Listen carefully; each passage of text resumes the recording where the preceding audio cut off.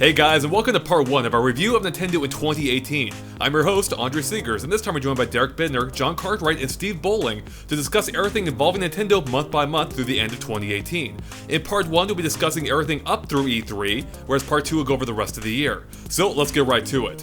And right away, guys, I figured we'd start off with our overall thoughts on 2018. Now, we're not going to give a letter grade yet, we'll save that for the end of the discussion, but I want to hear about what you guys thought about Nintendo's performance in 2018.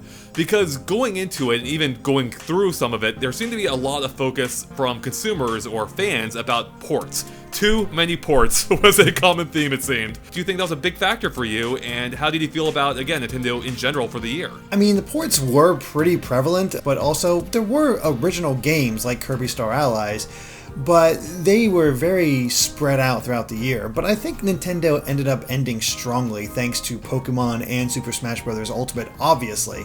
But I think people were not unsure of Nintendo's footing, especially throughout the middle of the year, because there were just so many ports at that point. And I can't exactly blame them, but the thing is, I like playing games on my Switch. I don't mind having a lot of these games as ports. Usually they're the best versions of those games, or I at least have something interesting about them that I wanted to check out and have. So I was very much okay with it. But for somebody that wanted new experiences, especially when you look at the Switch's first year, with Mario Odyssey and Breath of the Wild and Splatoon 2 and all this other stuff, it did feel lacking up until basically November when we got Pokemon and Smash. Yeah, I agree. I actually really liked 2018. There were lots of great games, and yeah, they were ports, but a lot of them I played for the very first time. Like games like Dragon Quest Builders, I played a little bit in the past, but not that much. And that ended up being one of my biggest surprises of the year, because it was just such a fun game. There were lots of great indie games too that I kind of overlooked, like Hollow Knight, which is again a port, but is still a brilliant game. Celeste was, a brand new indie showcase that just sort of swept the Game of the Year awards. There are just tons of great little games too, so I guess it kind of depends what you're looking for. Because if you want a big Nintendo first-party game, then 2017 was the year for you. 2018 was kind of a dud in that respect until the very end, but there were tons of great indies to fill the void, tons of great third-party games, and it feels like Nintendo kind of stepped aside and said like third parties should just sort of take the reins of 2018. Maybe they didn't have as many brand new games as they expected, and maybe they expected third parties to just make new experiences for the Switch, and they didn't really do that. But what they did deliver was some great ports, some of the definitive versions of those ports, and I had a good year. Just tons of great games to play. I can't agree more with John and Derek. The only bad thing about 2018 is that it followed 2017. 2017 was probably one of the best years for gaming in my life so far. Getting a new Zelda, a new Splatoon, and a new Mario all in the same year is pretty mind-blowing and really hard to follow. That said, I think Nintendo did a good job handling kind of, for lack of a better word, a drought of original software. I mean, we did get Smash Ultimate, which is the best Smash ever. Pokemon Let's Go was probably my game of the year, which is not something I thought I'd be saying 6 months ago. And, they did really do a good job with highlighting third-party efforts on the system. This year was a great one for discovering games that I might not have played last year, given how many great first-party titles were coming out. I think it was a really good lesson in how to handle a lack of original software. But that being said, I think 2018 was pretty good. Not great, but pretty good. Yeah, the way, for me, I suppose, any year with Tropical Freeze is a very good year. You can't go wrong with that. No, seriously though, I can see why maybe some people might be disappointed. If you're a hardcore Nintendo fan, you probably did own a Wii U, even though not many people did in general. So this year did see a lot of kind of warmed up leftovers from that previous generation, even if maybe the definitive version this time. With that said, I didn't mind revisiting some of them, as I said, Tropical Freeze. But then we also had a lot of great third-party support, a lot of indie titles. So unless you have a really kind of like narrow viewpoint of the kind of games you want to play, I really can't say how you could be really that let down by this past year. I can see, obviously comparing it to 2017, as you said, Steve, it's hard to stack up to that because you had two genre-defining games really in the forms of Mario and Zelda. You had a Splatoon 2 sequel, or Splatoon sequel. You had a new IP in the form of ARMS. This is a fantastic year last year. But this year it felt great for a sophomore, I wouldn't say it was a sophomore slump. Some might. But I thought they held pretty true to what we've seen in the Switch preceding this year, and I think it really paved the path for what could be coming up in 2019, which would be a whole separate discussion. And of course, ending with, Let's Go Pikachu and Eevee, and Super Smash Bros. Was a really strong way to go out. And also, even before that, we had what might be the best Mario Party in a decade come out. It may not be perfect, but it'll still have a really fun game. With that out of the way, let's go ahead and start going through month by month. And I think what we're going to do here is I'm going to just be going over the highlights of each month, like the major game releases as well as major news stories. And then we'll just kind of touch on the parts that interest us, or parts we'd like to elaborate on that we haven't already touched on too much throughout the rest of the year. Or maybe we already have, we just want to talk more about it. So, for January, starting off, we had a big announcement on the 17th in the form of Labo. Nintendo show off a crazy contraption in this cardboard that comes to life, something that no one really saw coming. And then it kind of petered out, seemingly, when it actually came out. But we'll touch more on that later, of course. On January 19th, we had Kirby Battle Royale that released on the 3DS, even though that came out the previous year in Europe and Japan. And then on January 25th, we had the release of Celeste.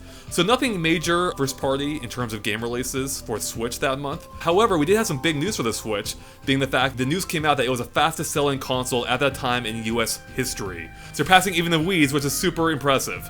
And then also we had the announcement that Nintendo is working on a Mario movie with Illumination, which is also huge news. This is something I've wanted since I was a kid, besides the live-action Mario movie. We're ignoring that. So yeah, what did you guys think about January? It's a little light in games, as Januaries tend to be, but there was some big news that came out, so what did you guys think? It was a pretty good month. Started off the year. Right before Labo, we had a mini direct as well, and I think it was clever that they put Labo in a different presentation. Because Labo didn't really belong there. Labo was for a very different audience, and I think they marketed that very well. But I was also very wrong about Labo. I thought Labo was going to be huge. Same here. But I guess it kind of dwindled out. Maybe it's just a bit too expensive, maybe kids don't all have Switches yet, so it might just be wrong place at the wrong time. But when I first saw Labo, I thought it was just going to be this magical product that would just catch on with tons of kids. I think there's definitely a good hook there in terms of how intriguing it is, but I do have to say that I think it's just way overpriced. $70 for cardboard just doesn't sit well. As a parent, I know I wouldn't be buying that for my kid. And then there's the price of the Switch on top of that. It's very hard to get in there. Yeah, you're talking about almost $400 at that point just to build some cardboard toys, and that's really tough, not to mention the amount of time it takes to build those things. How long was that stream, Andre? Oh my god, it was like 6 to 7 hours, I think. Ash still complains that his hands are sore from that. Yeah, Labo is a weird one. I too thought it was going to be huge, and I'm not quite sure what happened. I think part of it is maybe Nintendo dropped the ball partially in terms of marketing, and I think had they actually released it closer to that reveal trailer instead of in April, it may have done better. Maybe I'm wrong. I feel like it could. It felt like there was a lot of attention around it at the time of announcement, but by the time it actually came out, no one really seemed to care. I still think it's a super neat product, especially the variety kit. The robot kit is definitely overpriced for what you get in terms of gameplay, as well as your return on the time you invested in building that thing. Yeah, and I still think there might be potential there. I think Nintendo could possibly release individual kits for, each part of the variety kit, make each of those available for like $15-20. And maybe that would do better. Or not, I don't know. I am surprised that it didn't take off. I think it did sell at least over 1 million copies worldwide, but again, I did expect better for it. So I think part of it is just Nintendo maybe dropping the ball on the marketing and release timing. I think the biggest thing might be just there wasn't enough of an install base for the Switch yet, because, I looked at it, I thought that's a very, very cool concept, but I had never any intention of buying it myself. For one, I don't need more accessories. That's kind of the reason I stayed away from Skylanders for the longest time. I never picked that up. But as far as having just random cardboard pieces spread around the house, where is yours, Andre? I'm actually very curious about that. What did you do with all that cardboard? There's a whole corner of my living room right next to the couch just full of cardboard crap. It's a giant pile of all these toys I have to hold on to, because who knows when they'll add, they may add more games that are compatible with them, as they have with Mario Kart already, where seemingly every version of Labo works with it now. So yeah, I'm looking forward to the day when I can actually just clean out that corner and get rid of it. Even though I like the idea of Labo, it is a little bit overbearing. I have way more cardboard crap than I ever had plastic crap for any other system before this. So again, though, I still think it's cool. And if I were a kid, I think I'd really embrace the concept. Even the vehicle kit, which came out later in the year, that was legitimately fun. That was a legitimately fun game. And it was an actual game. It wasn't just a gimmick that that offers a short gameplay experience. This was a fully built 6-hour campaign, if you want to call it that. It's just unfortunate that they didn't maybe lean into that a little bit more. I don't know if they're done with Labo. I guess we'll talk about that in our 2019 discussion. But yeah, again, I thought it had higher hopes, and it seems like Nintendo is sticking with it, given the fact that they've mentioned that they are working with schools to bring Labo to them. I don't know if it's going to help much, but I think, Derek, you touched on something interesting. I think the release timing may have not been in their favor, given the fact that the install base at this point was largely, like, a lot of adults were buying the Switch. They bought it for Zelda, right? So they had 10 million Switches, I think, out by this point in time. How many of those had no interest in Labo from the get-go? Whereas if you compare it now, where they're over 20 million in sales, I think they're at 23 million or so, probably more from Christmas. You have people picking up, kids picking up for Let's Go, for Smash Brothers, and every game in the preceding year. So maybe this year would have been a better time to release it, or early 2019 rather. Mm-hmm. I will say, even if Labo didn't really catch on, I'm happy it exists. It's just such a weird concept that came at the right time. I think it was announced at the right time even, because 2017 had all these brilliant games that blew our minds. And then 2018 sort of comes along, and we don't really have that one killer app of the year. Mm-hmm. Whereas Labo, I think, is just this weird concept that just does things you don't expect Nintendo to do. And that's when I like Nintendo at their best. I think that they're best when they're just doing off-the-wall crazy stuff that no other company would do. So even if it did bomb a bit, it's great that it's here. I love the risks. I love the risk factor. I love them doing something different, even if they may not always succeed at it. That's what makes Nintendo Nintendo. I feel like you get these off-the-wall ideas. Sometimes they work, sometimes they don't. But I love that they try. So it's great that the Switch is selling better than the Wii. Surpassing that Wii sales record is incredibly impressive. Especially the fact that I still remember trying to shop for a Wii, or already having a Wii and then realizing, man, there's no Wii's on the shelves at all. They're just impossible to find, and I've never seen that with the Switch, which is really good, and probably helps the fact that they've sold so much. It's actually available to buy. Who knew? That's the interesting thing, right? Because I do wonder how much the Switch could have sold had they had stock had they had units in stock. Because it's easy to forget now, but Wii was sold out for I think over 2 years, like almost 2 years straight. It was impossible to find. Whereas the Switch wasn't that hard to find, a few months after it came out. They actually had proper stock for these things, and you could get them easily without having to resort to eBay or the third-party sellers, or paying exorbitant prices, which the Wii was all about. Like, I just remember the hassle to get a Wii for a lot of people, and it kind of tainted the system in that regard, even though it was selling gangbusters. That is true. And how about the Mario movie? Is anyone else as excited for this as I am? Because even though I'm concerned with how it might turn out, I am stoked. I've always wanted to see Nintendo properties in different forms beyond what we have already, and I think a movie has a potential to really expand, how we've seen Mario before. And it's gonna be interesting to hear Mario talk for lengthy periods of time beyond just Yahoo and Yippee and whatever else he says. The Mario movie is something I feel like is going to do very well, because I don't think there's any Illumination animation that's bombed at the box office. Typically, they do extremely well, even better than stuff that's definitely better than it. It just blows up every time because they are masters at marketing and really getting people invested in their movies. And the thing is, they've not really made an objectively terrible movie. They don't have great movies, and everybody, of course, hates the Minions because they're just everywhere in their advertising.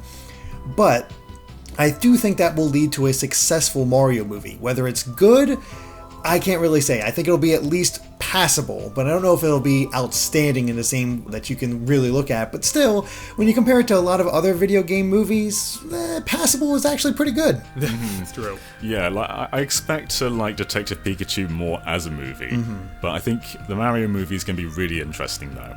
And I do kind of trust Illumination. I think they can do it justice, but I don't think I'll love it though. And as Derek just said, it's actually quite interesting. Illumination, they don't make bad movies, but they are wildly successful, even if their movies aren't like critically acclaimed across the board. They just make they make average family-friendly movies that do gangbusters. And it's so interesting as a company because their movies don't like push records in terms of actual quality, but they push records in sales and in marketing especially. Like Minions are everywhere worldwide. And I'm not sure anyone loves the Minions, but they're just in our culture. They're part of our culture now. So Illumination, I think they'll make a great movie, even if it's not, like, brilliant. Yeah, I have to agree. I think that Illumination will make a movie that will make money for everyone involved. They're not going to make a movie that is unforgettable like a good Pixar film or anything. At best, I'm hoping that the Mario movie will be inoffensive and ultimately watchable. That said, I think it's a really good time to do a Mario animated film. Odyssey really helped to flesh out Mario's world, and I'm hoping they use some of that direction from Nintendo to kind of stick to the script, if you will, and don't go too off the rails with it. But like John and Derek both said, I think it's going to make a boatload of cash. I think it's going to do really well at the box office. I just think it's going to be one of those movies that you can kind of passively watch and enjoy a bit, but it's not going to be one that you go back to years later and rewatch for nostalgia. Oh man, talking about Mario Odyssey as inspiration is totally giving me like Sonic vibes with New Donk City. You got like the cartoon Mario with live action people.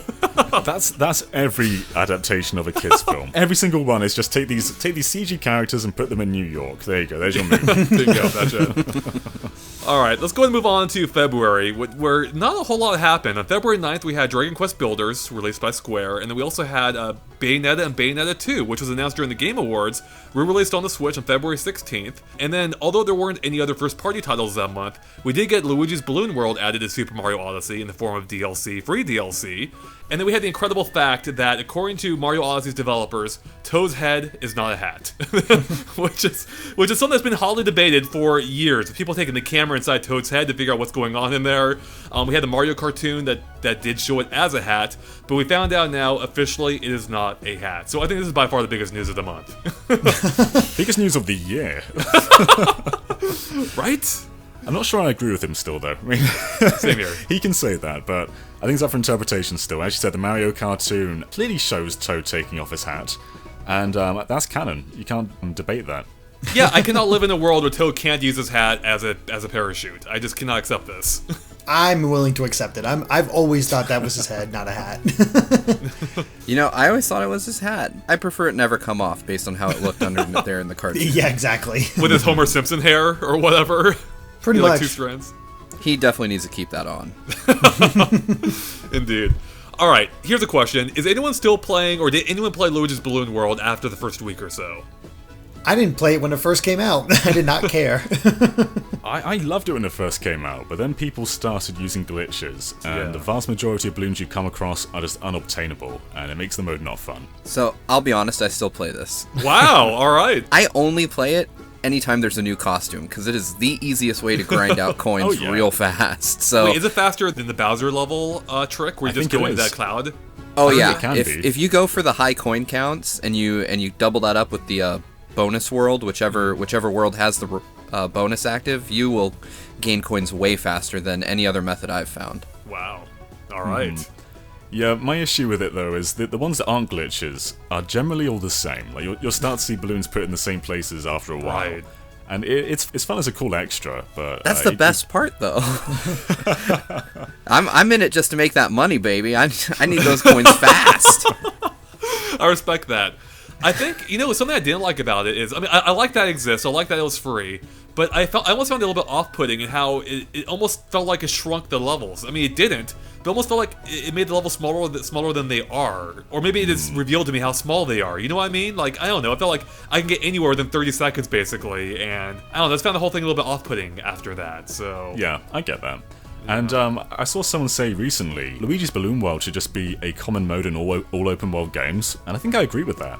Like if you had like custom Koroks, or you could like hide balloons in Spider-Man, that just sort of adds value to open world games. And I agree with you, Andre, it does make it feel smaller. But I think just sort of custom user hidden content is a great idea. And it's something they could expand upon in a sequel. I love your idea, like, incorporating into the Korok seed idea in Breath of the Wild, for instance. Like, I mean, they already kind of did this, something similar with the Miiverse bottles in Wind Waker HD. Just make it so you can plant these seeds wherever you want in the world, like these, dimensional seeds, and they'll pop up randomly in other people's games. How cool would that be? And maybe you get points if they find it themselves or something, or, I don't know, figure out some way to make that, incentivize you to hide them, but maybe not too well.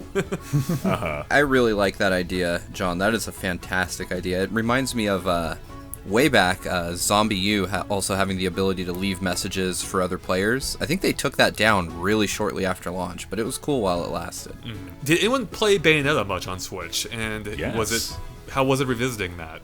It's very similar to the Wii U version. I don't think they really changed a whole lot, but they did keep it at like a pretty much a solid 60 FPS. I mean, there are still drops, but it's more consistent than the Wii U version. But Bayonetta 2 is my favourite game in its genre, so to have this on a handheld that you can take anywhere is just brilliant. I mean, I think Derek played it too, actually. So what were your thoughts as well? I didn't get a chance to replay Bayonetta 2, but this was my first time, because I was on a review crunch, I didn't bother with the original Bayonetta, I just jumped right into 2 when it released on the Wii U. So I did get the chance to go back and play the original Bayonetta. I didn't get too far, but what I did play, I really did enjoy. And I think it's a solid port. Not a lot of extras or new things, but hey, you get both of these great games on the Switch, get yourself ready for 3, and it's one of those things I look at as like, I should go back and replay those because they are just that dang fun. And I think Bayonetta 2 sold more on Switch than Wii U. I mean, that's not too surprising considering what it sold on Wii U, but it's still great to see this franchise just continue to grow. It is. Alright, let's go ahead and move on to March, where we had 2 first-party game releases. First up, on March 16th, we had Kirby Star Allies on Nintendo Switch, which, by the way, as of October 30th, it is one of the top-selling Switch games, selling 2.10 million, so it's done quite well for itself. And then on March 23rd, we had Detective Pikachu, finally released outside of Japan, which released 2 years earlier. Of course, we did get the definitive version with additional bonus content that was then, I believe, also released in Japan. So I guess it was maybe worth the wait, I suppose. And of course, it kind of acted as a nice predecessor to the movie announcement, which we'll be discussing in not too long. And then we also got perhaps the biggest news of the month, being the reveal trailer for Super Smash Bros. Switch, where we saw the inkling, the glow of the Smash icon in her eye, and then the camera pans out, revealing a bunch of characters staring at that symbol, just glowing in this dark abyss. It was awesome. I remember just how stoked I was. I mean, obviously, we all knew Smash Bros. Was coming at some point, but actually seeing it, seeing something related to it, man, it gave me feels I haven't had since, well, probably Smash Bros. Wii U. So it was a great way to end that direct because nobody expected it. It was just, hey, great to have another direct, get an idea of what we can look forward to in 2018, and then all of a sudden, hey, yeah, Smash Switch is coming. Oh. And by the way, Inkling's here. Cool. And here's this really dark setting all of a sudden. Okay. It was just, it really did set a lot of, like, theories in place and everybody talking about it. It was really kicked stuff off. And it's really funny to think that we didn't get any other information about Smash Switch until E3. That's all we needed, though. All we needed to know was Inklings are in, Breath of the Wild Link is in, and that it's coming this year. That's all you needed. And it just gave us so much speculation as well. Like we zoomed in on all those silhouetted characters, trying to guess who's back. It was so fun. It was so fun just to just take that trailer apart and analyze it. It didn't give us anything. We didn't see the game. We didn't know the subtitle. And it was just sort of spoon feeding us just this little bit of information, but enough to get us really hyped for the game, though. And what's interesting too is, as you said, with us speculating on it, looking back, we got our first hints at World of Light in that trailer. With how we basically saw the puppet figures before we even knew what they were. So yeah, back then we thought Mario just looked oddly pissed off for some reason. Yeah. It's interesting too because there was a lot of talk of it being a port when we already had proof positive that it wasn't a straight port from that first trailer. I mean, Inkling was in, and like John said, Breath of the Wild Link was also there, basically confirming that we were getting some new content as well. Mm-hmm. I think people looked at it as possibly being a deluxe style game, like Mario Kart 8 Deluxe, where you have the same content with some new characters added on top. Clearly that didn't end up being the case, even though some people might still argue it's a port somehow. But yeah, looking back, I mean, you're right. It's like there really wasn't, I mean, we can see now that, hey, this was never a port at any point. Looking back with what we know now, it's like, yeah, they set this up right. This is a brand new Smash game, so... And I think it's so important that we knew about this game in March of this year, and it released this year. That's never happened before with Smash Bros. These games are always year-long campaigns, like multi-year-long campaigns. They've never been announced the same year and released that year. Yep. That's an absolute milestone. We're still several months away from the year anniversary of that game being announced for the first time, and that's crazy. Yeah, like we had a full Smash cycle just completely compressed, and I love that. Yeah, because we haven't had that since, I believe, the Melee days, where it was announced at E3 and released in December of that year. So kind of similar timetable to this, and that was, God, nearly 20 years ago now. Jesus. Boy. Yep, I hear ya. Now, let's talk about Kirby Star Allies real quick. Because this is a game that came out, and then it kind of seemed to, I don't know, it didn't make a huge splash. It seemed like it was a perfectly fine Kirby game, just one that didn't really do a whole lot to rock the boat or do anything particularly new. However, they've been adding content to it over the year. Like, they've added, I think, what, are they on the 3rd DLC kit now? Or Yes. It's really funny because I reviewed Kirby Star Allies, and I was super excited for this game because they were on a roll on the 3DS. Triple Deluxe was amazing, Planet Robobot was arguably even better, and to see what they did next was really interesting. But I did see that, like, I was worried about the formula maybe growing a little stale, and I think we did start to see signs of that with Star Allies. And at release, it was probably one of the easiest Kirby games they've ever put out. But they somehow found a way with these updates throughout the year and getting new characters and new scenarios thanks to the guest star mode, and a lot of fan service that people really enjoyed, and then a brand new mode with this last DLC pack. It really just made Star Allies a much stronger game. Still not as strong as the 3DS games in my opinion, but definitely much, much better. And I actually really like the fact that Kirby is still going strong and is the 8th best-selling Switch game. I did not realize that. That is awesome to see because Kirby is just... I love to see what they do next because he always has something strange and new and interesting, and I'm really hoping for 3D Kirby next. I've been hoping for it for a while, but I really want it, and I want to see what they can do with it. Yeah, I hope so too. Switch is kind of the right time for 3D Kirby. And Star Allies looks absolutely gorgeous. Like some brilliant lighting effects, some great texture work, but it still feels kind of stale, you know? It's still 2D Kirby. While it looks better than 3DS games, it still plays like them. That's my main issue with it. Right. I mean, it's a good one, but I want to see what comes next for Kirby. So would you say, is it a stronger game now, though, than a launch? Oh, absolutely. DLC? Absolutely. Okay. Like, if you were interested before but weren't quite sure, and I can guarantee you're going to get a lot of gameplay out of Kirby Star Allies now compared to what it was originally. This is a great version. I never played it. I played a short demo of it, and it kind of didn't really grab my attention. But I was reading an article from Stephen Totillo on Kotaku the other day that proclaimed, and Derek, you can probably back this up, that Kirby Star Allies is, in his own words, finally a good game. What do you make of that? It was always a good game. I liked the game. It was just not as strong of a game as previous ones. I'd say probably just a little bit below Return to Dreamland in my opinion, and I think it's a little bit better than Return to Dreamland now, but I know there's a lot of fans of those, but I think it's right around that caliber. Still not the Triple Deluxe and Planet Robobot, but good, and I never took this as a bad game. It's just, this is just a better version of that game now. It's really interesting to see how Nintendo has changed when it comes to online or, additional content. Because before, they dipped their toes into DLC with New Super Mario Bros. 2 years ago now. And more recently, they've really dove in head first with adding, free content to games, including Splatoon, Splatoon 2, ARMS, and Mario Odyssey with the Luigi Balloon World. And now Kirby Star Allies, where they're adding straight up, brand new single-player content. It's really interesting to see Nintendo go this route, have a game that maybe isn't quite as impressive as it should be at launch, but then they kind of make up for it after the fact. I think that's a good way to put it. It supports that content. I played Star Allies way longer than any of the other games that I mentioned, just because it had all that content, and it was cool to return to it each time and see what was new, what was different, because not everything that they announced was, they didn't announce all the new changes, so you could explore the game and find ooh, check out this Easter egg, or ooh, check out this little new thing or addition. It made it fun to go back and explore the game. Alright, let's go ahead and move on to April, where we only had a single first-party release, being Labo, Variety, and Robot Kits on April 20th, and I actually had the exact sales figures here. It looks like as of August, it had sold 1.39 million units worldwide.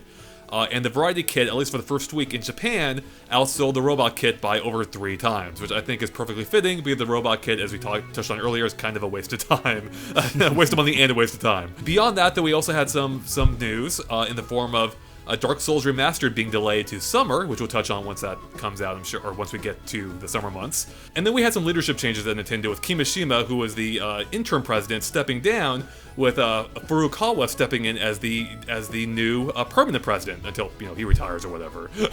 So yeah, I guess that's kind of the biggest news of the month. But what did you guys think of all this? I was quite surprised when Kimishima stepped down. I mean, I know we always knew he was just the temporary president after Iwata's passing, But he seemed to do a really good job, and he saw the Switch through its launch. He had a very successful term, but I kind of expected him to stay on, so I was kind of surprised when Furukawa stepped up. And I'm sure Furukawa is going to do a great job, and already has been doing a good job. But I'm kind of going to miss Kimishima. There's a funny thing about Kimishima, and everybody's talking about how, like, apparently with him as president, Nintendo became focused on butts. Yeah. Everybody's talking about how everybody had a great butt in the Kimishima era.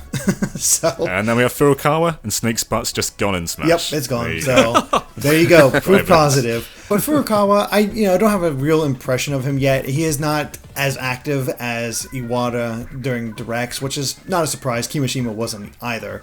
But you still get a sense of what Kimishima was all about. We're still sort of figuring out what Furukawa is, and he seems to just sort of be looking at what came before and pushing forward. We did get a breakdown of what he did before. I forget it offhand, but it was an impressive resume, and he seems primed for the role that he can keep Nintendo moving forward, and so far, they haven't crashed and burned yet, so they must be doing something right.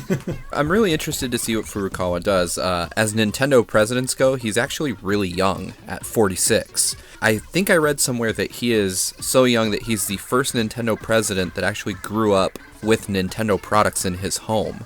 So that's kind of an interesting take. If that's actually true and he grew up with like a Super Famicom or a Famicom in his house, I wonder if those helped shape his ideology and how he'll guide Nintendo going forward. I mean, that's a good point. I mean, it may not be a bad thing to get some younger blood in there. I mean, we may already be seeing signs of this with the fact that Nintendo discontinued their horrible YouTube program just a couple months ago. Or last month even, I should say, that required creators to sign up as part of their program in order to make any money off Nintendo videos. So, I mean, we don't know for sure what the behind-the-scenes politics are, or were of that, of course, but I wouldn't be surprised if he had a heavy hand in that, for instance. To another point, though, in terms of Kimishima, you guys said you were surprised he stepped down. I'm actually surprised he lasted as long as he did, because he was Nintendo's president from 2015 to 2018, nearly 3 years, which is a lot longer than I expected, because it was always said he would be just an interim president, and he was, but still, that's a pretty lengthy chunk of time, and he seemed to do a great job during that period. Absolutely. I think I can understand why people might be surprised, though. Nintendo's only had, in over a century, 6 presidents. That's true. So it is kind of hard to believe somebody just assumes the role for a couple years and steps down, because that's very much unheard of for the company. Mm-hmm. Mm-hmm. But they did say that at the time, though, didn't they? I think they had always said. Maybe I'm misremembering. Yeah. I thought they'd always said he was an interim president. They did. That is right, yeah. But I think because he was there for 3 years, you just kind of assume he's here for the long run now. Right. He is 69 or 68 now, though. So. Right. I mean, but Steve Jobs did the same thing. He said he was around for the interim and then eventually assumed control of the company proper. So I also want to say in April, I know we're going to get into this more later, but I was so bummed that Dark Souls was delayed to summer. Yeah, which is part summer. one of delay. But oh god, that was so disheartening, because I was so excited for Dark Souls on Switch, and then they delayed it, and then obviously they delayed it again, and that was just such a crummy handling of that release. I think they killed all the interest in Dark Souls on the Switch, which was just a shame. That is a bummer, and we'll get to that soon enough. Moving on to May, we had quite a few game releases. On May 4th, we had Tropical Freeze, which, by the way, as of September 30th, has sold 1.67 million copies. So I'm always glad to see that game succeed in every way it can, because it's amazing. On May 18th, we had Hyrule Warriors Definitive Edition. May 24th was Dylan's Dead Heat Breakers on 3DS. And on May 30th, we had the release of Pokemon Quest for Nintendo Switch, with the iOS and Android versions following shortly thereafter. I think the following month. In terms of news, we had the Miitomo app being discontinued, which I can't even believe that's this year. That feels like forever ago. Nintendo confirmed that Virtual Console would not be coming to the Switch. Pokemon Let's Go, Pikachu, and Eevee's titles were revealed, and then Resident Evil 7 came to the Switch in Japan as the cloud version, as in the streaming cloud version, which might be paving the way for future Switch releases that the Switch itself perhaps can't handle without being heavily modified. So, yeah, I don't even know where you guys want to start off with that one. There's quite a bit there. Tropical Freeze. Yeah! So yeah, Tropical Freeze is one of the best Wii U games, one of the best platformers ever. And I'm so happy it sold 1.67 million units. I'm sure it's more than that now, because that was September. This was basically an unaltered port. And people seemed quite down on it at the time, because it was actually more expensive than the Wii U version. They unlisted the Wii U version from the Wii U eShop. And I think people just sort of saw it as bad value. And I guess it kind of is, but at the same time, it's Tropical Freeze. Yeah, I think that's the best way to put it, because you look at Funky Mode, who actively makes the game easier, which, sure, newcomers definitely could use the help and all that stuff, but it's Tropical Freeze. It's really good. Although, to be fair, I did not pick it up myself because I already had it on the Wii U, so I couldn't quite justify it to myself to rebuy it. Even though, like, as time goes on, it's like, maybe I should. And the problem is that it's not like waiting even helped me. It's like, nope, it's going to still be the same price, so... Oh well. Well, there are some improvements. Like, in the Wii U version, there's this very awkward loading screen at the start where there's just tons of clouds coming at you, and it just sort of goes do, and you think it's frozen or something. Whereas on the Switch, that now just takes a few seconds. So that's wouldn't it be frozen? Isn't that perfectly fitting for what the game is? I suppose so. Yeah. You want to talk about value, though. Hyrule Warriors Definitive Edition. Just all the original content, all the DLC, all the stuff from the 3DS port, packed into it with 2 new costumes, even though they weren't, amazing. But, they've got Breath of the Wild outfits for Link and Zelda. You can be playing that game for ages, plus other improvements that really did help it just go forward. And it's still a great game. You'll just be playing it for probably 1,000 hours if you want to do everything. But hey, there's your value. Unlike Tropical Freeze, this is quite different to the Wii U version, because Hyrule Warriors Legends on 3DS had tons of quality of life improvements. Definitive Edition has all of those. So stuff like giving commands to your AI allies, you couldn't do that on Wii U, and you can change between characters on the fly. It's very much a different game. Like, if you played it on Wii U but skip the 3DS version, I'll totally recommend the Switch version. Mm-hmm. Especially because, it doesn't look like ass, like the 3DS version. That too. Demonetized. Thanks, Derek. Steve said pissed. I can get away with ass. I have to say, even if you did play the 3DS version, absolutely pick up Definitive Edition. It is just hands down one of my favorite games on the Switch right now. It came out in Japan, I want to say a couple months before the West, and I did not wait to throw down my money. I bought it instantly, and I still haven't come even close to getting through all the content in that game, and I probably never will. But that's okay. It's a Zelda beat-em-up. It's one of the best games that was on the Wii U. It holds up great on the Switch. It's even better on the Switch. And if you haven't played it, you absolutely should. Yeah, I think what that game seems to have done well is just, include all this content, including past favorites from past games in the series, which leads into the most disappointing news of the month, being that Nintendo confirming that Virtual Console would not be hitting the Switch. There's no way to relive all their vast catalog of games without, minus whatever NES titles they've currently added to their Nintendo Switch Online service. So I think a lot of people realized by this point we probably weren't getting Virtual Console, but I think they were holding out hope that maybe, this kind of just stomped all over that with this announcement. It still hurts. Like, there are so many games I'd love to go back to that don't necessarily have a great way of doing so, especially in a portable form factor. And I think this is the platform that they would probably do best on compared to their past attempts at the service. So it's disappointing. Yeah. How cool would it be to play a portable Mario 64 that doesn't suck? Yeah, pretty amazing.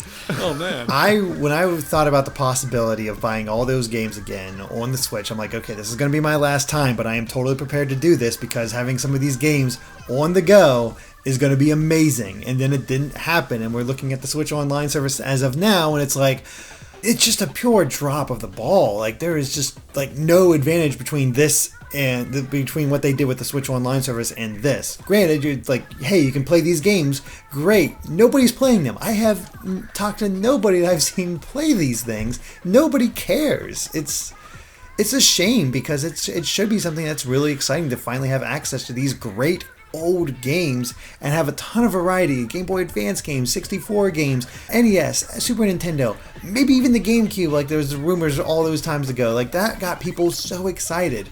And it's not happening. Well, of course it isn't. We're talking about Nintendo. Yeah. As much as I hate to say it, the Virtual Console or anything regarding classic gaming is where Nintendo seems to show how out of touch they can be. Virtual Console, even in its heyday, was a drip feed of games at best. We would get, like a couple a month, and you'd go buy those, and then a month later maybe you'd get like a Neo Geo game or a Master System game or something, but I've never understood why, at least for the first-party stuff, they don't just open the floodgates. Yes, it's an overwhelming amount of games, but yes, I will give you all my money for them. I just don't understand. You know, especially, you could charge easily double what they're charging for, Switch Online and just give me access to every first-party NES game, and I will gladly give you that money every year. Yeah, I think you're kind of touching on something there. Like, I like the idea of having a subscription service, as they kind of are doing currently with the NES games with Nintendo Switch Online. But I'm sick of NES games. I have them all in so many form factors now that I don't need more of them. But I would love them to pursue a similar model for the rest of their games. Like, maybe have an upgrade available where for a few additional bucks a month you can get access to a larger amount of games. Or if they just roll that into a proper Virtual Console style thing too, where you can rent individual games or buy individual games. I'd be cool with that as well. Just give us some way to play these games. It sucks that they're actively going around shutting down ROM sites and providing no legal alternative to play these things, or no realistic alternative for most of these games. Yep. Ain't that the truth? Especially with the Wii Shop shutting down. There's a lot of games that were exclusive to the Wii Shop that you can't get anymore. Great point. Yeah, it's so weird to see them completely turn their back on what was a huge announcement at the time of the Wii's release. When they announced how you could play all their classic games, the room blew up. Like, people were stoked for this, and now they just don't care anymore, it seems. So. Oh, right. I remember being all about Xbox Live Arcade until I found out that Wii was going to have a Virtual Console. At that point, I just kind of realized all my digital gaming was going to happen on Nintendo systems until I realized how they executed it. Exactly. Do we want to talk about the Miitomo app? I said everything I need to say. I forgot the app even existed. It was an interesting experiment for Nintendo, I suppose, but it kind of, like, there was no reason to keep playing it. Or, could you even play it? It was such a weird social media thing. It felt like information data mining. It was something that sat on my phone, took up a lot of space, took a long time to open, and I never used. So I'm kind of happy it's dead. Yeah, I was a big fan of Miitomo when it first launched, but only really because I could take my Mii and make screenshots of it that Nintendo definitely wouldn't want me making. I think I have one where my Mii is dressed up like Mario running from the police and a few other things like that, but ultimately it just didn't have anything to keep me coming back. Answering questions is only fun for maybe like the first 2 times you do it, and beyond that you're like, ooh, there's a neat Breath of the Wild outfit that I can have in the app. But ultimately I ended up just, by the time it closed, I hadn't opened it in months. It sounds like you might be the reason why they shut it down, Steve. You were Yeah, lying. probably. Not the fact that none of us played it at all. I will say, the Pokemon news is also very big. Because E3 the previous year, we knew that a Pokemon game was coming to Switch, but we didn't know what it would be. In this month, they announced not only Let's Go Eevee and Pikachu, but also Pokemon Gen 8 and Pokemon Quest. And I think the fact that this year's Pokemon was Let's Go Eevee and Pikachu, remakes of the first generation of Pokemon, that was kind of a twist. Because some people were expecting either no Pokemon this year, or Pokemon Gen 8 this year. Very few thought it would be a remake. So I'm just sort of looking back, how were your reactions to that when you first heard of Let's Go Eevee and Let's Go Pikachu? I was nervous because I had fallen away from Pokemon Go at that point, and had not had my renaissance with that game, even though I'm falling away from it again now. But it was one of those things like, oh, I don't know about this. It's like, there's potential, I can see it, but it's back to Gen 1, and we didn't have all the details about who would be returning and all that stuff, because my big hope for it was, okay, but going back to Kanto, cool. Can we do a reverse Johto, where we go to Johto and see how that's changed, or how that was different 3 years before that game began, or some cool thing like that, and there was just no twist quite like that. And I'm curious what you guys thought of the names when you first saw them, like Pokemon Let's Go, because I was like, okay, that seems a bit silly, but now they just seem old hat, It sounded childish, but it works. For me, I've learned not to judge anything Nintendo does by what they name it. So for me, the name didn't really make a difference. I was definitely worried about Pokemon Go's involvement with the game, just because, I'll be frank, I don't like Pokemon Go. I don't think it's a real game. It's just, I find it a grating, annoying experience. So I was worried that Let's Go would be similarly annoying to me, but it turned out to be one of my favorite games. And every time I saw a trailer or something, I would get hyped. I fell away from the Pokemon series in general just because I felt like the number of available Pokemon had ballooned so much that I could no longer have a favorite. I couldn't pay attention to how many there were. And so taking it back to the original 151 and making it simple again really struck a chord with me, and it's one of my favorite games. I really, really enjoy going back to just kind of the simplicity I remember from when I was a kid. That's interesting. If they hadn't announced Gen 8, I think I would be very worried, because I like Pokemon moving forward. I like having new Pokemon. I think having new Pokemon is part of the excitement of a Pokemon game. And it can be intimidating, but they never have like all 800 in one game. Like, even Sun and Moon had like 200 Pokemon that you could catch in total. Like, you couldn't catch all of them. But you are right, there are a lot of Pokemon now, and it is kind of hard to keep up.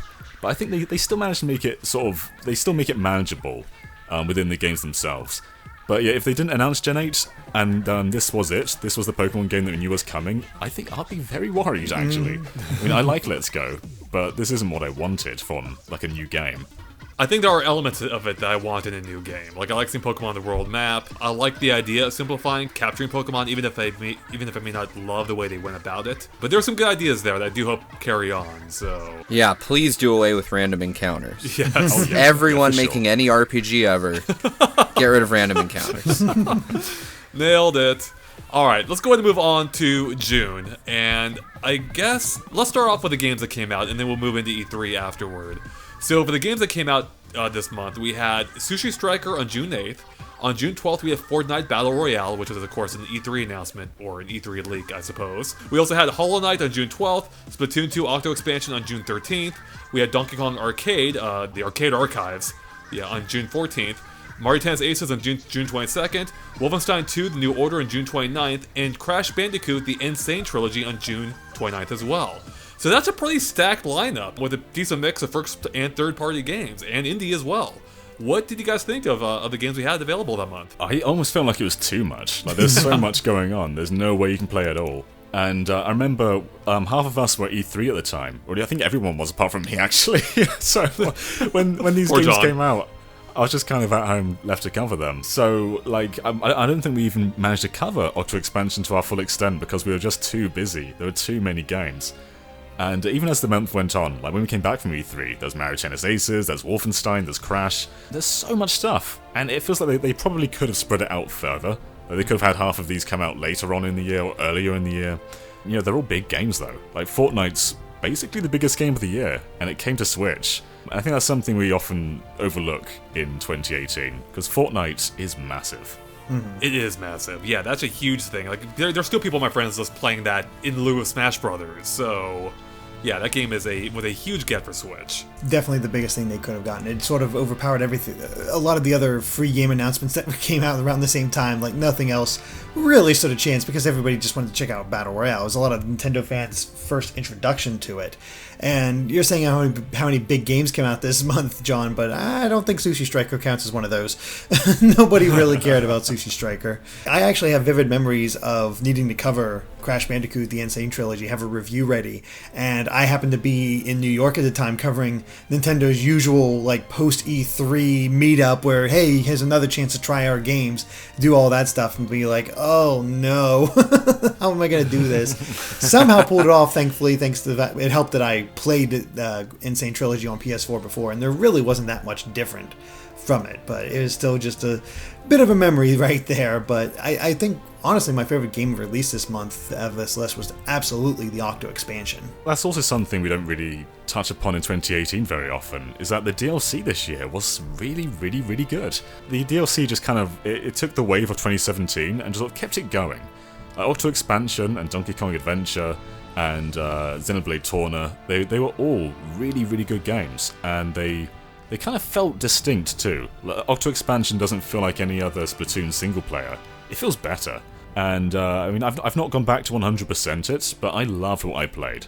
And I think we said in our Game of the Year discussion, the ending is the best thing to happen to single player Splatoon ever. Such a great ending. Oh, absolutely. Octo Expansion is also worth noting that it's really hard compared to the main campaign. Like, it's just way up there. If you haven't played Splatoon before, you probably don't want to start with Octo Expansion. Yeah, it seems like a bad idea. Yeah, that probably would be. One other thing I wanted to touch on, we were talking about Fortnite a minute ago, and it's really important to note that Fortnite releasing on the Switch kicked off a major firestorm online, because it kind of was the catalyst for people to realize that they couldn't use their PS4 Fortnite account on their Switch as well, and it started people just rioting against Sony. And now crossplay is kind of becoming something of a standard now. Sony eventually caved in and basically allowed it after months and months and months. But other games had crossplay, like Paladins has crossplay. Before that, Rocket League and Minecraft have crossplay. And it's like the biggest games in the world right now, with Minecraft and Fortnite allowing crossplay. It feels like the future. And it was something Sony were not on board with. Mm-hmm. And they're still not really on board with it. Like, Fortnite's their exception, but they're not on board with Minecraft. Final Fantasy XIV is still gated to just PS4 and PC. It just feels like something that it's inevitably going to happen in the future, but Sony are sort of just clinging on to just not allow it for some reason. Because they're on top and they don't want to lose that. Exactly. They have little to gain, nothing to lose. Although it seems that may not be entirely the case, given the blowback that happened from that decision. So, especially in the era where Microsoft and Nintendo are getting along seemingly pretty well, Sony did stand out of that. So, how funny is it that Nintendo were the the ones that they had to look to for how to do this online thing? Like, Sony were the ones behind in this online department. Yeah, it's weird. It's pretty wild, isn't it? Yeah. It's very, very strange. Weird times we're in. It's a good thing you mentioned Donkey Kong Adventure, though, John, because that did also release in June, the 26th. Oh god, this was a packed month. Yeah, it was. This was a packed month. So we had two strong DLC campaigns that were single-player focused, and then with Mario Tennis Aces, that's another game that was built upon with DLC throughout the year that is now much stronger than it was at launch. Way stronger. And they're adding Pauline now this year, so that momentum is still carrying on into 2019. And Aces, while I want them to add some more stuff to it still, like some more courts, make the UI a bit nicer, Aces is still my favourite Mario Tennis game, I think. It's just so fun to play. The base mechanics are just so addictive. Whenever I have to cover new characters added to the game, I always get hooked again. I always get hooked online again. It's something that is just so fun to come back to. It doesn't get talked about too often, but Aces really is a better game now than it was when it launched, and it was still fun when it launched. Yeah, it was a really good game. I played it during the review period as well, and someone described it to me as a fighting game with tennis rackets, and that seems like a really apt description, because it really is more about getting into your opponent's head than it is just, being in the right place at the right time. Yeah, it was a cool idea. It was a really neat idea, a neat spin on a format we've seen multiple times before, so that was much appreciated. It was really just the lack of content that kind of bit in the butt at launch, especially with its really lacking single-player campaign. But in terms of the core gameplay, I think it's the strongest the series has ever been. Yeah, great. Yeah, I couldn't agree more. I enjoyed it when I played a little bit of it. Still not enough for me to pick it up. It's like I just, for some reason, just can't get into tennis. Fair enough. It's not for everyone. Well, let's go ahead and talk about E3 a bit, because this was it's always a big time of year, and this year was really no exception. Starting off on the day before Nintendo's press conference, we found out via Ubisoft's press conference that Starlink, which was announced, I believe, the year before, would have exclusive Star Fox content on Nintendo Switch. So that was a kind of nice way to start to get the E3 train rolling for Nintendo fans. When it came to Nintendo's conference itself, or Direct as it were, we of course got the final full reveal of Super Smash Bros. Being everyone is here. It's called Super Smash Bros. Ultimate. We got confirmations that Ridley will be in the game along with Daisy, which might be the bigger surprise of the two. We also got announcements of other games such as Daemon X Machina, the Xenoblade Chronicles 2 DLC, Super Mario Party, Fire Emblem 3 Houses, which will be coming out in 2019, so I'm sure we'll be touching more on it in that discussion. In addition, Fortnite, as we said before, was announced here, along with the Splatoon 2 Octo expansion, and perhaps the biggest announcement of the show being Killer Queen Black, baby. It's finally coming, it's finally leaving arcades, coming to home consoles in the form of Nintendo Switch being the first one, and this game is so much fun. Anyways, that's more my thing. I don't know if everyone else agrees with me, with that being the biggest news. But yeah, this was a pretty good show, although at the time, a lot of people were disappointed, and looking back myself, it's like, yeah, if you don't care about Smash Brothers, I can see why that show would be disappointing because there wasn't a whole lot else there in terms of games coming out in 2018. We got a little bit more about Let's Go. We finally got our first trailer for Fire Emblem Three Houses, which was interesting, but just not a lot of information there. It was cool that Splatoon 2 Octo Expansion was like a surprise release the next day. That was cool and out of nowhere. But it was just a lot of cool little things. Nothing that really stood out unless you were into Smash. Which most people are, but... Yeah.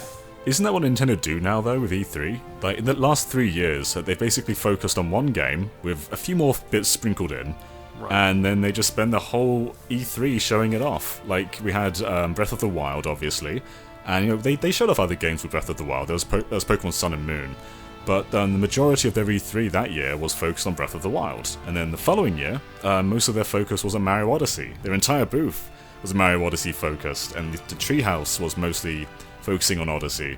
And then this year, it's just basically an extension of that. And I feel like Nintendo, they have all year to show off all their other games.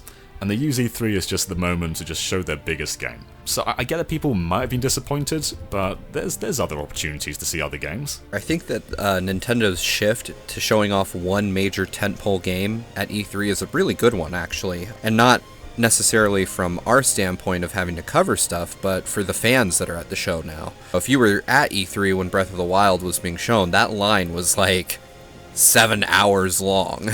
Even with how many demo stations they had, it was somewhere in the neighborhood of 40 to 50 demo stations just for one game, and people were still lining up multiple hours just to play 10-15 minutes. So I think from that standpoint it's good. Also, those booths that they make around those games are just amazing. But I do think, like John said, Nintendo is probably the best at communicating their plans and showing off what they're working on out of the big three. And so we do have multiple opportunities by way of Nintendo Directs every year to see these games. So I think it's cool that E3 focuses on one major game that's coming later that year, typically within a few months. So, like Odyssey came out, October, so 4 months after E3. And then we had Smash, which came out 6 months after E3. So they kind of keep it within that same calendar year, which I think is really cool. I like that Nintendo is focusing on the immediate future, whereas Sony and Microsoft tend to look a few years into the future usually. Yeah, Final Fantasy VII Remake was announced how many years ago now? Along with Shenmue 3. That's right. Let's not talk about that. I backed that on Kickstarter. Same here, man. It is interesting you mentioned Sony, though, because their E3 was quite similar to Nintendo's in some ways. They basically focused on 4 games, like Ghost of Tsushima, Last of Us Part 2, and a few other ones. But that format is very Nintendo-ish. Like Sony usually bring out all their third parties and have tons of first-party games coming in like future years. They look ahead rather than look at what's coming now. But I feel like Sony kind of did what Nintendo did this year. They basically looked at what's coming this year and maybe what's coming early next year, but then didn't show a whole lot more than that. And I think it's just kind of showing like where we're going with E3. Because now Sony's not even doing E3 next year. Right. And maybe that's the future. Maybe Direct's are the future. And it's just interesting that Nintendo kind of pushed this formula. It is an interesting thought you're having there, because I do think that Sony did kind of get closer to Nintendo's formula last year than they have in previous years. Seeing that they're pulling out is a weird move. They've been one of the biggest presences at the show for as long as I've been going, and I just wonder what they'll do to fill that void. If they are going to assume a more Nintendo Direct style, it would work well for them. I think it would work well for anyone, which is the brilliance of that strategy, but it'll be interesting to see how they fill that void that they're leaving in E3. But to bounce back to games a sec, Derek, what did you feel about Fire Emblem Three Houses? I like a lot of the visual changes they're doing, like the fact that every character that you select now has like an army around them that all use the same weapon. It really gives a better sense of that you're actually fighting a war, because that was always a thing. It's like you're talking about all these troops and whatnot, but you're only handling about 10 characters at most, and you never really got a sense of actual battles. And I like that they're pushing that with Three Houses.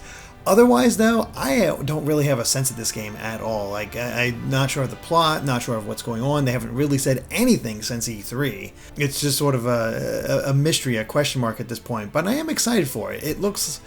I like the visual style. I'm hoping they're going to take some lessons learned from Echoes, because that game's presentation was utterly brilliant on the 3DS. If they can transfer that to the Switch, all the better for it. And it's awesome to have an actual console Fire Emblem game for the first time since Radiant Dawn on the Wii. So there's a lot to be excited about there, but there's just not a lot of information. I think this is going to be one of those games that looks visually much better at launch. Like, if you look at the E3 version of Odyssey and compare it to the retail version, they did some major texture work leading up to launch. And it's been a long time since we've seen Three Houses now. So I feel like all the models, all the environments are just going to be spruced up for the final version. Yeah, absolutely. There's no question in my mind, especially because we haven't seen anything at this point. We have no idea of its release date, so who knows when it's coming out in 2019, if it even does. So, I mean, I'd suspect May, but that's for the 2019 discussion. Right, I think Fire Emblem was originally scheduled for 2018, so this was kind of a delay as well. A bit, yeah. Speaking of delays, among the news we heard of this month was the fact that Yoshi's Crafted World will be coming out in 2019 as opposed to 2018. Which I believe it had been announced for, or at least expected for, before then. So that is a bit of a surprise. Looks good though. It looked way better at E3 than the previous year. Oh yeah, was it the previous? I've forgotten when this was shown off. Yeah, it's all kind of blurring together. It was announced the year at the E3 before that one, and I think they showed off a really good trailer in a direct. I can't remember if it was shown off. I think Treehouse Live did play it though this year, didn't they? I don't think we even had a name for Yoshi on Switch in 2019 because they just didn't talk about it until later when they said, yeah, it's been delayed. Like, we didn't get a Crafted World title reveal until a later direct in the year. That's right, the Crafted World title leaked on from Nintendo's site. Right. Good times. They leaked it on their own eShop. Yeah. It's always impressive. We found out that the NES Classic was going to be returning to stores on June 29th, which is a kind of a big deal because I believe now that they're over and done with, it sounds like. It sounds like there are going to be no more NES Classics. Yep. Beyond this, Nintendo also killed off the Quality of Life project quietly. I don't think they announced this, but it sounds like they are done with that, which is something they had announced years ago, especially during the Wii U's darkest days. I guess with the Switch doing well, they realized they don't really need that anymore or depend on that. Square Enix created a Switch-focused division, so you should be expecting more games from them. And then also, Nintendo Labo compatibility was added to Mario Kart 8 Deluxe, where you can then play through the game using the, oh god, which kit was that? The Variety Kit's motorbike. Yeah, the motorbike, that was it, yeah. Which doesn't work too great for Mario Kart in my opinion, but hey, it's nice that it's there. So, any thoughts on any of this news, guys? I think the Square Enix news is big. It is big. Octopath Traveler is a brilliant game that sold really, really well. I think it sold, was it over 1 million units? Yes. Or was it closer to 2 million? Well, yes, probably is now. But it's a great sign that Square have created this whole new division to make Switch games. And it kind of shows that this lower budget, sort of AA development has a place. So for a long time, Square is either AAA or nothing at all. So it's nice to see Square back in this more budget form. It reminds me a little bit of 2003 again, when Square first joined back up with Nintendo after years of neglect, and how excited people were at that time. It's not quite the same, but it's giving me similar vibes on some level. I wish I could be more excited about Square doing stuff on the Switch. I love Square, Final Fantasy VII, Chrono Trigger, Dragon Quest, those are some of my favorite games, but I just feel like the quality coming out from Square hasn't been what it used to be for a long time. I'm hopeful. Octopath is a really fun game, but it takes them so incredibly long to put games out that I don't know how many games this division will actually yield, or when we'll see, more from them. But that said, if it's on the caliber of Octopath, then I can't wait. I mean, there's no confirmation whether this is new games or just helping with the ports, because we got all those Final Fantasy games coming.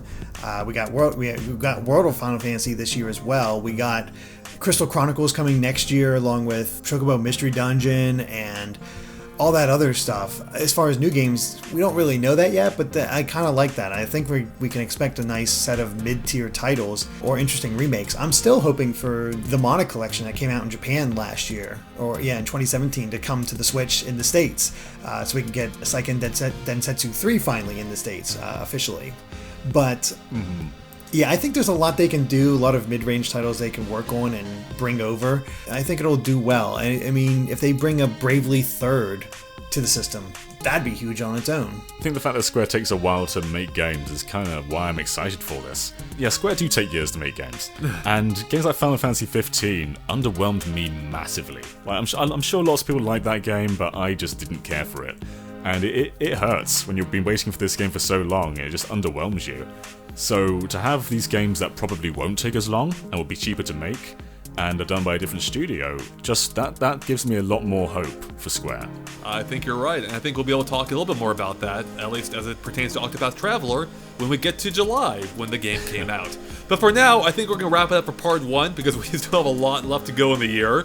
So thank you for watching. If you liked the discussion, make sure to like and follow us on Facebook and Twitter at GameXplain. You can find links to all those in the description below, and of course stay tuned for part 2 of our year in review for Nintendo in 2018, coming up very soon. And with that, we'll catch you later. Bye.